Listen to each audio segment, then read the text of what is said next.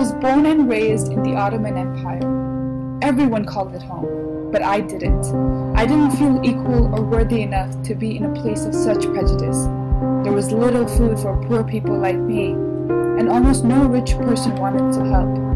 This wasn't my home. So after my father's death, I fled where everyone was going for a better chance, the U.S.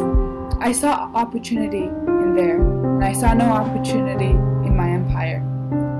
In the days before the journey, I thought of the job I could do there, maybe as a cleaner, and the family I could raise from the money. There was fear in me, but there was also great excitement to be home. In the ship, we were cramped. People were moaning in pain. It was a horrifying journey.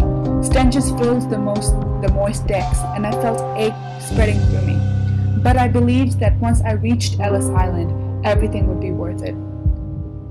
There were men in white coats who made snarky comments on my limping. As I walked through the hallways to the Great Hall, I thought that would be worth it too.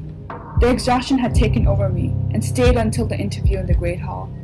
All questions seemed to be the same, and the man kept repeating it. My English was poor, but I somehow managed.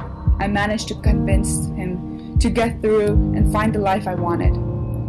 There were booming factories, so finding a job was easy. I worked hard at my office, stitching t-shirts, trying to prove my worthiness.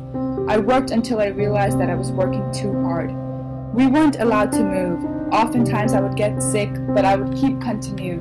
I would continue because that's what we had to do, because they would beat us up. A lot of money came in from the business, but I earned very little.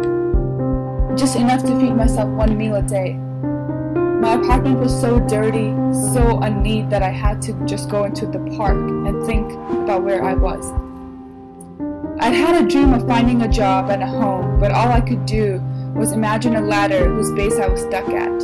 Frustration grew, but every day I would go back because it was my only option. It's what everyone was doing.